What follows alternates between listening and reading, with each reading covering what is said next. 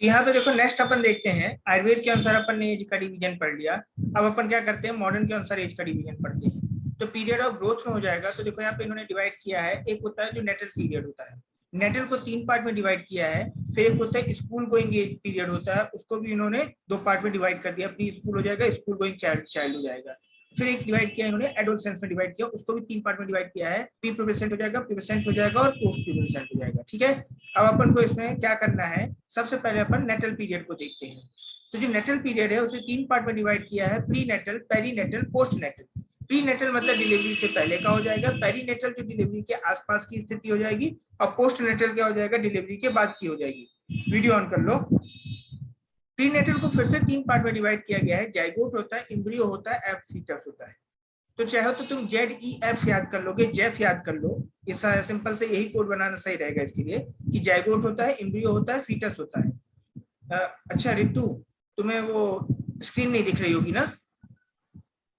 Prenatal है, prenatal को अपन 3 part में डिवाइड करते हैं, जाइगोट है, फीटस है। जाइगोट जो कहते हैं 0 to 14 डेज जेस्टेशन कहलाता है। इसका जो एम्ब्रियो कहलाता है 14 डेज to 9 वीक्स होता है। जो फीटस होता है 9 वीक्स टू बर्थ होता है।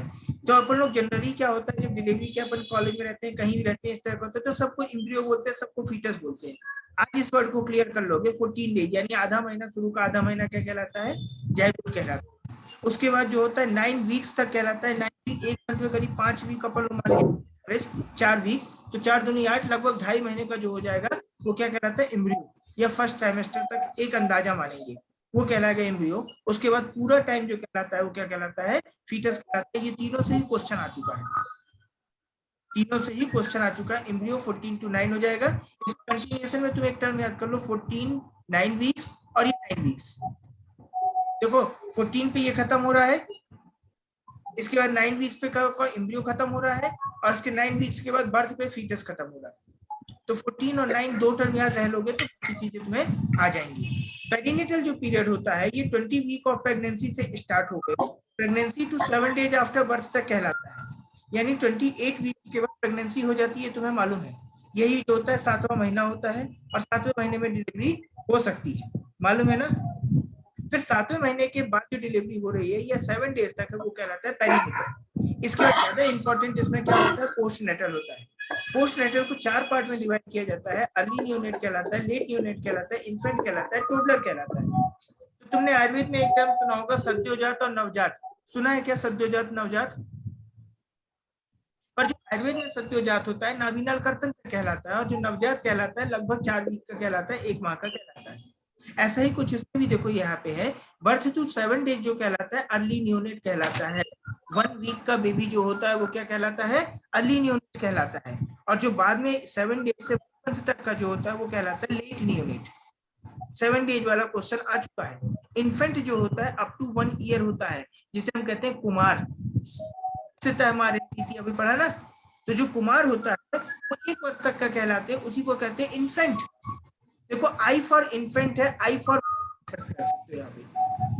आई 1 के लिए होता है, और इन्फेंट भी कितना होता है, 1 के लिए होता है।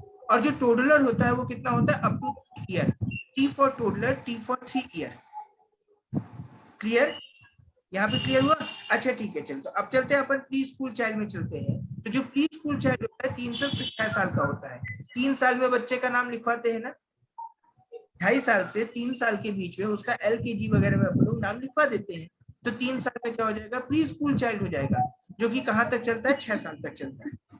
कुछ बच्चों का 5 साल में, कुछ बच्चों का 6 साल में, उनकी एज के अकॉर्डिंग लिखाते हैं। फिर इसमें आता है स्कूल गोइंग चाइल्ड कहलाता है। तो जो स्कूल गोइंग चाइल्ड होता है 6 से 10 साल के लिए, 6 से 10 साल में एंटर करता है। पहले काम करना, तुम केवल गर्ल्स का याद करना, अभी बॉयज में मत जाना। एक टर्म याद करना गर्ल्स का। तो अपन ने 3 से 6 साल तक स्कूल गोइंग प्री स्कूल हुआ, 6 से 10 साल तक स्कूल गोइंग चाइल्ड हुआ, और इसके बाद चलते हैं एडोलसेंस में। तो 10 साल के बाद लड़कियों में एडोलसेंस स्टेज आ जाती है। तो 10 से 12 2 साल का हो जाएगा, ये प्री प्यूबरेसेंट कहलाएगा। ठीक है, जो मीनार्की होती है तुम्हें मालूम है। तो 12 से 14 जो हो जाएगा प्यूबरेसेंट कहला जाएगा, और जो 14 से 18 होगा वो पोस्ट प्यूबरेसेंट कहलाएगा। ठीक है, अब मैं इसको रिपीट करता हूँ। ये बताओ 14 डेज तक क्या कहलाता है, बोलो 14 डेज तक सर बिफोर बर्थ ना, जायगोट नेटल पे चल रहे हैं तो प्रीनेटल हो जाएगा। प्रीनेटल में जायगोट आएगा, फिर 14 वीक्स, उसके बाद एम्ब्रियो, क्या एम्ब्रियो, एम्ब्रियो, और 9 वीक्स के बाद जो है बर्थ तक क्या कहलाता है? फीटस। अच्छा ठीक है, फीटस के बाद अपन कंटिन्यू करते हैं। तो जो फीटस के बाद नेक्स्ट क्या था? पेरीनेटल। तो जो पेरीनेटल कब से कब तक है? सर 24 वीक के प्रेगनेंसी के 22 वीक से डिलीवरी पीरियड का अंतिम है ना, तो आफ्टर 28 वीक से 28 वीक, कितने दिन तक? 28 से 7 डेज आफ्टर बर्थ, 7 डेज तक। ठीक है, इसके बाद जो अपन चलते हैं नेटल स्टेज में आ जाते हैं, पोस्ट नेटल। पोस्ट नेटल कितने भागों में डिवाइड है? 4 भागों में सर। कौन कौन से 4? 7 एक कौन कौन से 4? Sir early neonate, late neonate, infant और टोडलर। तो अर्ली कितने दिन तक होता है? सर अर्ली नियोनेट 7 डेज तक रहेंगे ना, 7 तक, और लेट नियोनेट और 1 मंथ 14 डेज तक, 1 मंथ तक, 1 मंथ तक। और ठीक है, इसका कितना होता है? 1 ईयर तक। और टोडलर कितना होता है? 3 ईयर 3 ईयर तक। ठीक है, 3 इयर्स के बाद क्या स्टेज स्टार्ट हो जाती है? बच्चा चलने लगा तो क्या बदमाशी बहुत करने लगा यार, अब इसका नाम स्कूल में ऐसे ही करते हो ना। तो जैसे ही 3 साल का टोडलर हुआ, टोडलर का मतलब होता है लड़खड़ा के चलने वाला। जो बच्चा लड़खड़ा के चलता है, चलते चलते गिर जाता है, उसको कहते हैं टोडलर। तो उसके बाद उसका तुम लोग क्या करते हैं, स्कूल में नाम लिखवा देते हो कि अब स्कूल जा सकता है चलते।